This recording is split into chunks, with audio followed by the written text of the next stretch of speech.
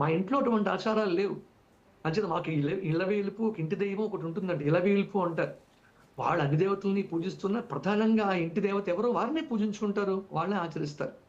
అంతే తప్ప శృంగేరి జగద్గురువులు ఎట్టి పరిస్థితుల్లోనూ సాయిబాబా గారు మీ శిష్టాచారం అని చెప్పడం ఆ వీడియోలో మరొకసారి చూడమనండి కావాలంటే. ఓకే అండి. సామవేదం షణ్ముఖ శర్మ గారిని గురునింద చేశారని 12 జన్మలు కుక్క జన్మ వస్తుందని వారు చేసిన వ్యాఖ్య ఎంతవరకు సమంజసమంటారు? చాలా దారుణం అమ్మా. అది ఇందాక నేను చెప్పి ఉన్నాను కదా. సామవేదం వారు ఎంత స్పష్టంగా ఇది అశాస్త్రీయమని, వేద సమ్మతం కానిదని ఎంత చెప్పినా కూడా వాళ్ళనేమీ వినకుండా సాయిబాబా మీద ఏదో కక్ష కడుతున్నారు, వీళ్ళందరూ వేరే వాళ్ళ మీద ఉన్నటువంటి చులకన భావన అంతా కూడా గురువు గారి మీద ప్రవర్తించడం జరిగింది. అది ఒక రహస్యం చెప్పాలి ఇక్కడ. ఇప్పుడు ఆదిశంకర భగవత్పాదుల వారు 72 అవైదిక మతాలను ఖండించారు అని మనకి శంకర విజయం చెప్తూ ఉంది. మనకి అందరూ చెప్తూ ఉంటారు ఈ విషయాన్ని. అంటే నాకు అనిపిస్తూ ఉంటుంది, ఆ కాలంలో అవైదిక మతములు ఉన్నట్లు ప్రవర్తించినటువంటి వాళ్ళు కూడా వేద విహితమైనటువంటి మార్గంలో వేద ప్రమాణాన్ని చూపించి చెప్తే ఆ అవైదికాన్ని వదిలిపెట్టి సనాతన ధర్మంలోకి వచ్చి ఉన్నారు. ఆ మతాలు అంటే క్రైస్తవం, ఇస్లాం ఇటువంటివి కావమ్మా. హిందూ మతంలోనే వేదానికి విరుద్ధంగా ఉన్నవే అని అర్థం. వేదానికి విరుద్ధంగా ఆ కాలంలోనే కొట్లాటలు ఉండేవి. కానీ వాటన్నిటికన్నా ముందు ఒక ప్రమాణాన్ని చూపించి మాట్లాడినప్పుడు అంగీకరించే మనస్తత్వం కూడా ఆ కాలం వాళ్ళకు ఉంది. ఇది గొప్ప విషయం, అంగీకరించాల్సింది. ఆ కాలంలో శంకర భగవత్పాద వారి కాలంలో అలా ఉన్నారు. కానీ ఈ కాలం ఏంటంటే వేద ప్రమాణం చూపించి అంగీకరించేలా చెప్పినా కూడా వీళ్ళకి వేదమే పట్టదు. వేదం వ్యతిరేకించే వాళ్ళకి వేద ప్రమాణం చెప్తే ఎలా అంగీకరిస్తారు? వీళ్ళు కూడా ఆ స్థాయికి చెందిన వాళ్ళే. అది సాయిబాబాని తప్పు పట్టాల్సిన పని లేదు. అసలు ఆ ఇంటర్వ్యూలో అసలు సమస్య లేదు. మా సమస్య ఎలా ఏంటి అంటే చాలా ఇబ్బందికరంగా మాట్లాడేది సామవేదం వారిని. వారిని మేము ఒక గురువుగా భావిస్తాం. మాకు మంత్రోపదేశం చేసినటువంటి వారు, మంచి అనుష్ఠాత, 30 ఏళ్లుగా అనేక ప్రవచనాలు చేసినటువంటి వ్యక్తి. ఆయన మంత్రబలం, తపోదీక్ష, సత్యనిష్ట, ఆయన సాహిత్యం సామాన్యమైన విషయాలు కావమ్మా. దేశానికంతటికి ఆయన ప్రవచనాలు వింటే రుణపడిపోతారు. అటువంటి ప్రవచనాలు అందించి ఉన్నారు. వారి నిత్యానుష్ఠానం, వారి గురుభక్తి సామాన్యమైనది కాదు.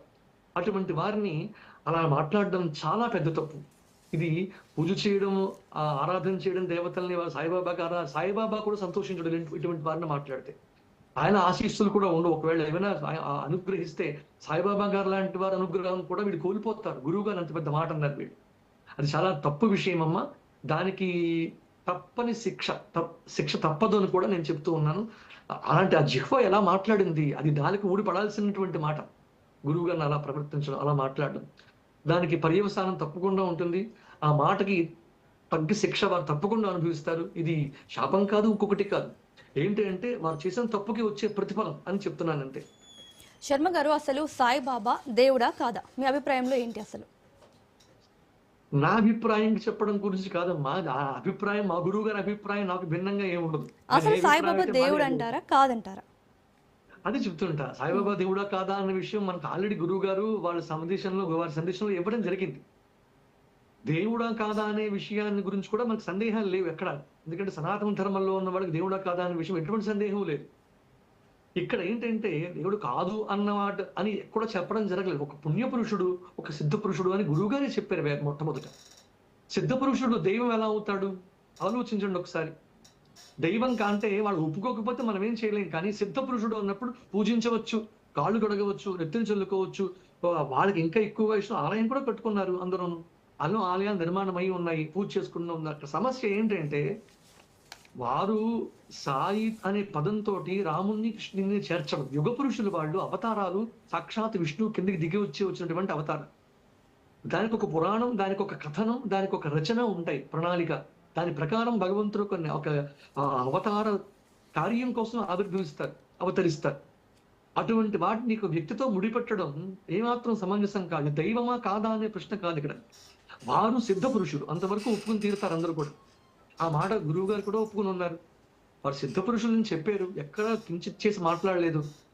అంచేత దేవత కాదా, దేవుడా కాదా అన్న విషయంలో సమాజంలో ఎవరికీ సందేహం లేదు. దేవతగా పూజించేవాడు పూజిస్తాడు. ఆదిశంకర భగవత్పాదుల వారు ఉన్నారు, దైవమా కాదా అంటారా అండి? ఆయన జగద్గురువుగా ప్రసిద్ధి చెందినటువంటి వారి బోధ ఏదో ఒకటి ఉండాలి కదా. దైవం అనుకోవడానికి ఒక ఆత్మ విషయాన్నో జ్ఞానాన్నో ఏదో ఒకటి చెప్పాలి కదా. కోరికలు తీర్చడం కోసం అంటే కేవలం కోరికలు తీర్చడం కోసమే అనుగ్రహించే వాటి దేవత అనరు. మోక్షాగత ఉండాలి, సృష్టి స్థితి లయాత్మక జగత్తును నిర్వహించగలగాలి. యతో వా ఇమాని భూతాని జాయంతే ఏ నజాతా నజీవంతి యత్ ప్రయంతి అభిశంవిశంతి అంటుంది వేదం. అసలు ఎవరినరాలి దేవుడు అని?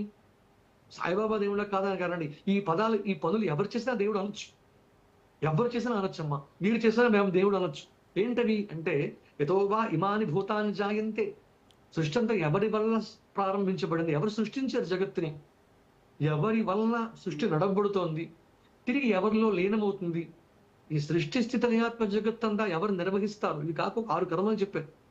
ఆ 6 పనులు ఎవరైతే చేస్తారో వారిని భగవంతుడు అనొచ్చు సాక్షాత్. ఇవన్నీ షిరిడి సాయిబాబా గారు చేస్తే సాయిబాబాను కూడా దైవం అనొచ్చు. తప్పే ఉంది? ఏమి తప్పలేదు. ఎవరు చేస్తే వారిని దైవం అనొచ్చు. ఏంటవి? సృష్టి స్థితి లయలు, తిరోధాన అనుగ్రహాదులు ఇత్యాది కొన్ని కర్మలు ఉన్నాయి. ఇవన్నీ చేస్తే వారిని దైవమును స్పష్టంగా అనొచ్చు, భగవంతుడిని కూడా అనొచ్చమ్మ.